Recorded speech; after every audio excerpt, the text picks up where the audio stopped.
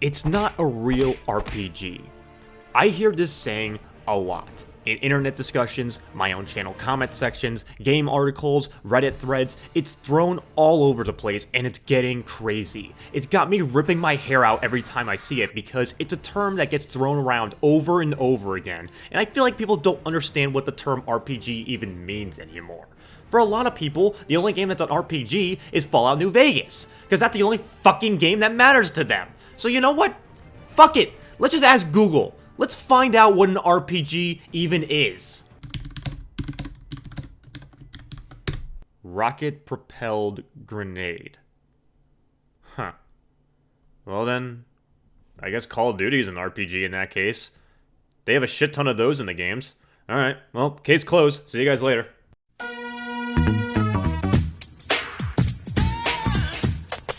Alright, but seriously. Role-playing game. A role-playing game is a game in which a player assumes the role of characters in a fictional setting. Players take responsibility for acting these roles within the narrative, either through literal acting or the process of structured decision-making regarding character development. That's a rather broad term, wouldn't you say? So if we go by that definition, then the only factor that would make something an RPG would be for you to assume the role of a character and then make decisions that alter the story being told.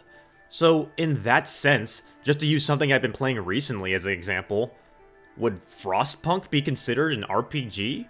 I mean, the game has you assume the role of a captain who has to make the decisions to ensure your city can survive the winter, and decisions can alter the fate of other characters and how the city is established. But I'm not keen on calling it an RPG because it's first and foremost a city builder. Instead, the games that people tend to think of when it comes to role-playing experiences are titles like Fallout, Planescape Torment, Baldur's Gate, all games that go back to the roots of their pen and paper origins where a group of people would get together and play games like Dungeons & Dragons, Cyberpunk 2020, GURPS, or Fatal. Don't play Fatal. Don't even look up Fatal. But if you were to look up role-playing on Steam, you would see a lot of games show up, and the results may be shocking to some of you. Many mechanics go into making role-playing games, be it tabletop or digital, and all are needed in the genre. But as time has passed, many denounce a game that used to be considered an RPG as no longer one because it lacks one or multiple of the mechanics that encapsulates the genre. But at the same time, people will still consider a game role-playing even if it completely lacks one of the same mechanics, and focuses more on one aspect of it. Like how the Souls series is focused on weapon skills and build varieties, but that's really what confuses me. What is it that truly makes a game into an RPG at the end? And I've done this in the past as well. Baldur's Gate 3 has delivered on so many levels by just being an RPG that treats itself as an RPG and not an action game with a skill tree. So as far as I'm aware, three main factors make something role-playing. Build variety. Having a vast majority of stats and perks that can allow the player to go through the game how they want and can be adaptable to the player's choices and playstyle. Choices and consequences. Going through a story that can be altered by the player character and has branching paths and different consequences to the choices that can be made in the story. Character building. A combination of the two, where the character is established through combat and conversation, and they are adapted through the actions in the story and gameplay. This is the same for both pre-established and self-insert protagonists. These to me are the main three aspects that make something an RPG, and they are achieved differently depending on the game, but ultimately serve the same purpose regardless. And I have gone in detail about the different types of RPGs that are made and how they achieve that feeling of role-playing. Sometimes the role is a character, and sometimes the character is a role. If the role is a character, then they may want to restrict you to someone that can experience the story and troubles that this specific person is going through, and the choices you make throughout the game are the choices that the character would make. If the character is the role, then the role will be simple, and the background on the character will in most cases not be elaborated on. The choices and options will be more varied, as the role of your character is to go out and establish who they are as you make decisions throughout the world. These are the main ways when it comes to the protagonists of the games, and they can vary whether the character is traveling on their own or with a group of companions. And it can also vary if the game is a linear condensed path with different zones, or an open world to explore to get lost in. and some games have tried to break this mold. As I have mentioned in a previous video, Fallout 4 was a game that tried to mix these two types of characters together without fully committing to one of them, and the Sole Survivor feels half-baked for that reason. But despite of that, I would consider Fallout 4 an RPG because it does check off the boxes of all the mechanics I mentioned before. Even if the mechanics are not as in-depth as previous titles, you are still able to roll different builds and playstyles, you do have varying choices and consequences to the story, albeit lighter ones, and that still combines into a character that is shaped by the way the player wants them to be. It's just to a lesser extent than what people wanted, and that ended up happening with the Mass Effect games as well. The argument of whether or not Mass Effect is considered an RPG past the first game is a topic within itself, because when you peel back the mechanics that are present in the first game and how they evolve into the sequel, it gets less and less into what is considered role-playing, at least to what BioWare RPGs were known for. To show you what I mean, take a look at the stats in Mass Effect 1. You have things like hacking, charm, and intimidation. Skills that are essential into getting in locked stashes, and pass speech checks for optimal outcomes. But your companion skills were just as impactful, as they also share most of the same skills with the exception of the speech ones. But if you weren't good at hacking, Tali was there for you. And that also went for the quests in this game as well, as there were lasting impressions for the characters you interacted with, and quests would resolve in different conclusions depending on what you did, with the speech check ones being the most optimal route to go for. But that made players strive for a full Paragon or Renegade bar, as that allowed them to achieve more levels into Charm or Intimidation to get those optimal checks. Each major quest in the first game had a decision that came with a consequence. The fate of the Rachni Queen, the Vermeer Survivor, and the sacrifice of the Council or the Alliance fleet. These are heavy choices that are felt immediately after making them, and in most cases, you can see the reasoning for someone favoring one over the other, even if the decision is just, I don't like the Council. Ashley's a bitch. That thing is terrifying, burn it! But when we moved on to Mass Effect 2, the main missions became more linear. The stat system is simplified much more, getting rid of Charm and Intimidation and just have the Paragon and Renegade bars be the factor that determines whether or not you get the speech check. Hacking was no longer a skill, it was a minigame. But the game delivered on two other fronts, the spectacle and characters. Mass Effect 2 was 90% focused on the characters, and whenever you were playing a loyalty mission, that was when the branching paths came through, and the seeds of what was established in Mass Effect 1 came in. We could change Jack's outlook on killing, or reinforce it and make her worse. One of the main selling points of the game was seeing the characters and consequences of Mass Effect 1, and it added continuity to the story as it made it feel like this was a world state of your own when you encountered it. But when Mass Effect 3 came out, the simplification was absolute. Paragon Renegade was replaced with Reputation, and the consequences mainly revolved around having the check to get the optimal outcome, or fucking it up and losing out on content.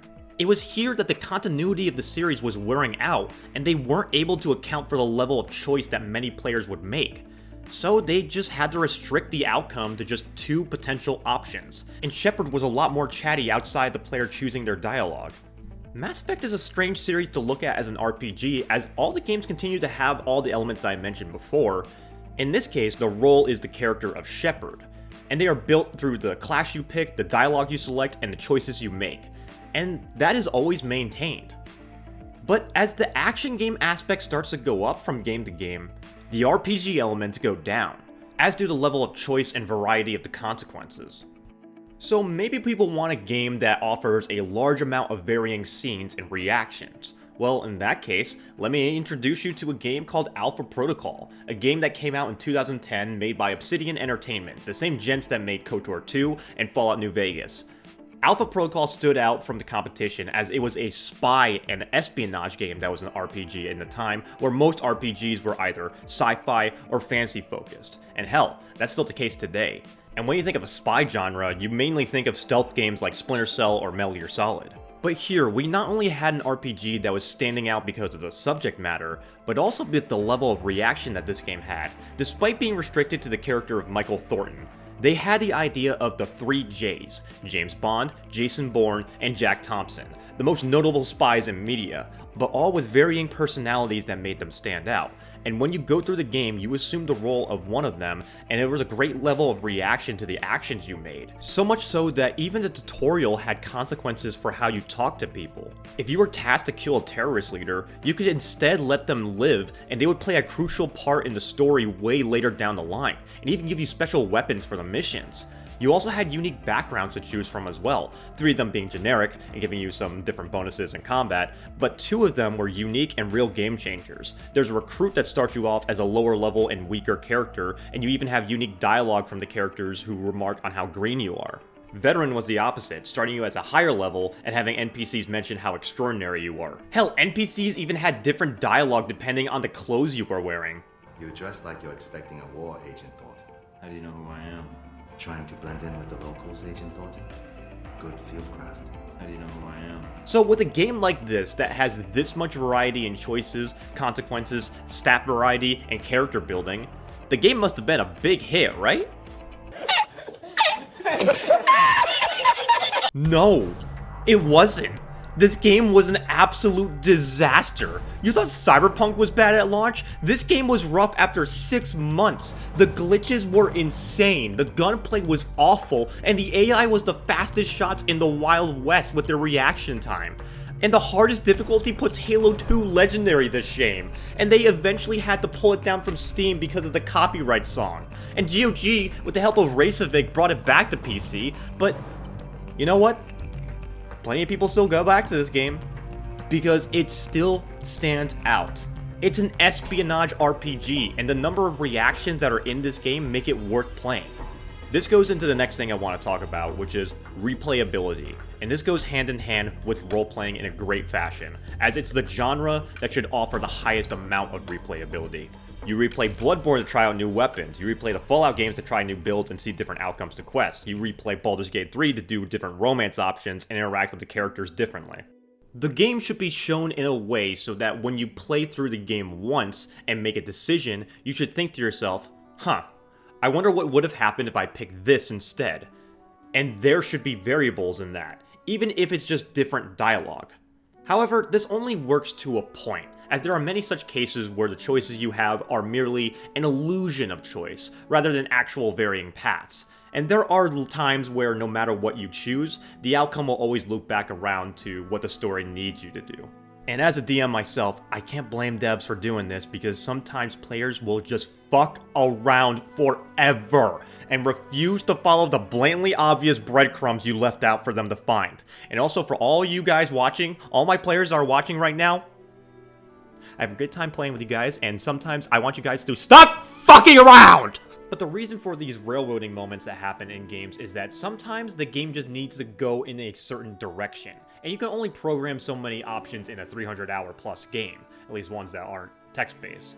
At the same time, there would be a plethora of other titles that have very minimal amount of choices to make in the story, and the main effect that makes them into RPGs are the gameplay elements and the class building with the player characters and the companions. I'm of course talking about JRPGs. In Fire Emblem Three Houses, you're introduced to the first and pretty much only decision right off the bat. Which club of dipshits do you want to teach for a year? The story for the first half is pretty much set in stone, using the same battle maps and story beats to progress the same conclusion. Until the climax, where they delve into 3 separate storylines and the time skip. There is a variable to this, which is with Edelgard if you choose the Black Eagles. When you get to the end of part 1, you are given a choice to side with Edelgard or Rhea, making the total of 4 routes in the game. But the decision to join Edelgard is only possible to those who remember to talk to her on a specific day to learn about her backstory and her lineage, which is where the game's role-playing elements are focused on. Three Houses isn't a game about having varying branching paths and doing whatever you want to do, because once again, the role is the character of Byleth, the mercenary turned teacher of Garreg Mach Monastery, and your task is to not only teach your students new ways of fighting, training them to utilize their strengths in the battlefield, but also to get to know them. When you are not fighting or teaching, you have plenty of time to spend with them. And your students will remember how you asked them to lunch to get their favorite meal, or how you remembered their birthday and took them out to tea. And this is further expressed in the game's mechanic: supports. Supports are scenes showing two characters, be it player character and NPC, or two NPCs exchanging dialogue together to show growth between the two parties. This is the equivalent of banter you would see in Western party-based RPGs like Dragon Age. Except the scenes here are not just for entertainment value, they serve a purpose in the gameplay as well. I don't have Uno, so go fuck off. Everyone has Uno, dipshit. It came free with your fucking Xbox. Two characters with a high support stat with each other will benefit when they are positioned next to each other, allowing them to score more critical hits and be less likely to be hit in turn. This affects how the battle part of the game is played, as now you have an idea of teams that work well together, and you can strategize with how you want your army to be established and how they move around the map. But the supports are also a massive factor in the story as well. While yes, the initial story being told will always be set in stone, and the final boss of each path will always come to a head. But the characters afterwards have various endings that can happen to them that is determined by who they spent the most time with. Starting with the player character, they have the choice for picking someone to get married to, essentially being the romance mechanic in this game. But the NPCs have the same opportunities, with paired endings featuring characters who end up getting married, working together, or going their own ways. While this game in particular does have replay value with the different storylines, it also carries replay value on the amount of characters to interact with, and there are a lot in this game. There's so many little traumatic motherfuckers in this game, let me tell you. Also, lots of women to talk to. Beautiful women to talk to. I should get outside more. The dialogue in this game can feel more in line with a test, as when you're interacting with a character, you want to increase the affection meter with them. And in that case, you want to pick the dialogue option that makes them happy to achieve it. And this is further shown in the Persona games as well, as much like Fire Emblem, the social aspect part of these games plays a part in the combat.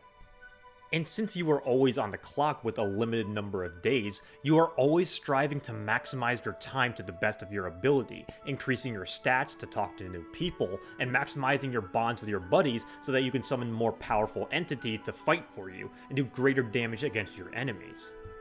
The From Software titles are a whole other story. They are considered RPGs in the action sense, as within the games there is a large variety of weapons, stats, and abilities that allow the player to spec into different types of characters they want to be, whether it's a sword and shield fighter, a dex ninja, or a high-int mage. In a similar fashion, the NPCs you interact with will have preset stories and social links that need to be initiated to max out their relationship bar, and it goes in the gameplay of unlocking new weapons and armor sets. There are also multiple endings in these that you can achieve by doing NPC quests and discovering secrets in tucked away areas, but the focus is ultimately on the combat, putting your skills to the test against the grueling bosses you're pitted against. But then there's some games that are really up in the air with the genre.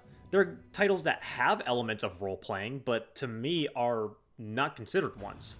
Like The Legend of Zelda. It's an adventure game where you go out and explore, and it has elements of role-playing, like interacting with NPCs, but I wouldn't really consider it full role-playing because Link is always going to be a jack-of-all-trades sword and shield guy, and he's going to save Zelda no matter what timeline the game is in. Sometimes it might just take a little bit longer, because I want to go to the top of this mountain and shield surf, goddammit. The same thing can be said about God of War, Ghost of Tsushima, and Red Dead Redemption, but despite of it, something like Red Dead Redemption does hold the basis for a role-playing experience, and the community has capitalized on that by making their own multiplayer RP servers. There's been a push to go back to titles that allow us to have more customization with the characters. Most modern RPGs have been pushing these characters on us for quite some time, and there are players that just want to have more variety with the people that we play as, and the environment that we are in.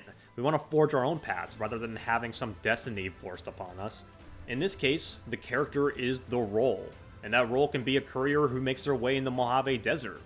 But it has proven to work for party-based RPGs as well. It's why a lot of people have a huge connection to their custom tabs and Dark Urges in Baldur's Gate 3, because they can create their own OC with a large amount of races, classes, and backgrounds to sell this feeling. And that goes back to the tabletop roots of, well, creating characters from a sheet of paper. But even then, there's moments in these games where the story will require you to move on or go in a specific direction regardless of the choice you make. And it confuses me more when I see people say that Cyberpunk isn't an RPG. Cyberpunk checks off all the boxes of what I mentioned before. There's build variety with the combat, choices and consequences with the quests, and the character building with both of them, as we see in the conversations as well. If anything, this game has more build variety than The Witcher, and people consider that an RPG. Now, honestly, I think the main issue with a lot of modern RPGs is the tightening grip that devs have on our hands. Because it feels like they're only allowing us to do one of two different options. And I think they need to loosen that grip a little bit. Not completely, to let us go, but lightly lead us on a path, but allow us to explore. You know? It's important to understand that the true definition of role-playing is a lot broader than what people think. And as much as technology advances, video game RPGs will never be as open as the pen and paper tabletop experiences. But at the end of the day, whether it's from a screen or a DM, I just want to be entertained. And I want to experience that through a character I can form in some way. That's why I and many others are very passionate about this genre. Because when done well, it's a very powerful feeling you can get.